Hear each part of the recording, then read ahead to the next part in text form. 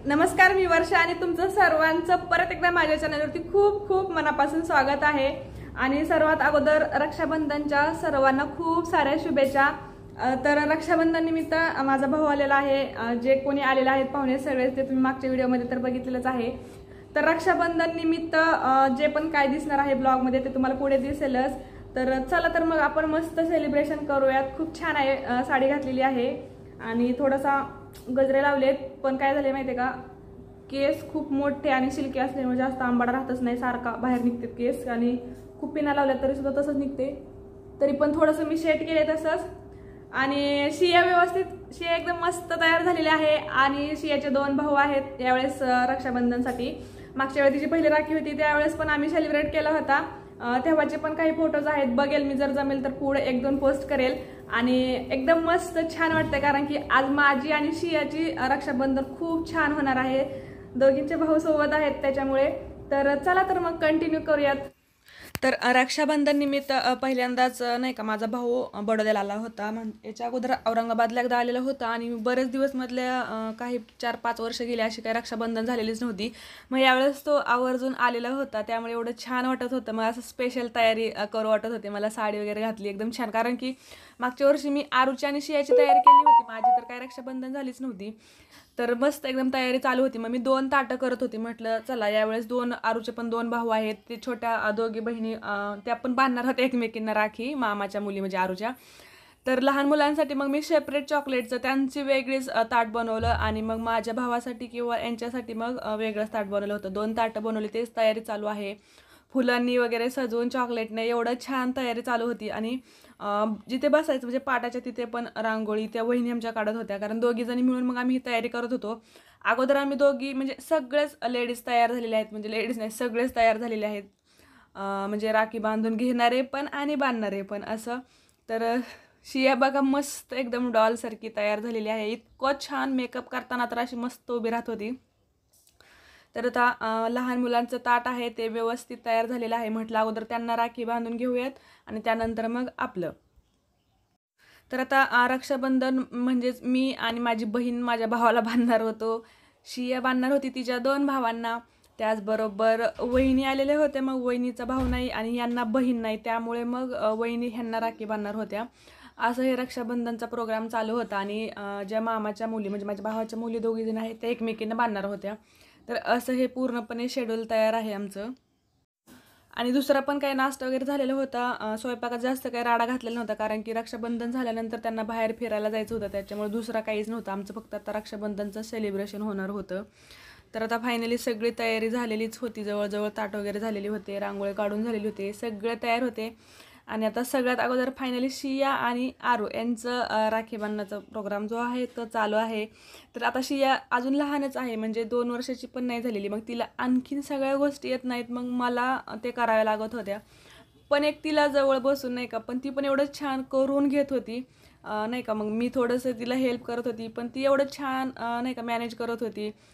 तिला भारी वाटत होतं, म्हणजे राखी बांधायची म्हणण्यापेक्षा काहीतरी चालू आहे आणि मस्त मेकअप वगैरे करायचा आहे किंवा सणासारखं तिला असं वेगळं वाटत होतं, म्हणजे ती नाही कशाला म्हणत नव्हती किंवा किरकिर करत नव्हती, एवढं छान तिने पण मॅनेज केलं। आणि असं मस्त मग रक्षाबंधन चालू आहे। तर बघा कंटिन्यू सगळ्यांचं स्टेप बाय स्टेप आता तुम्हाला पुढे पाहायलाच भेटेल।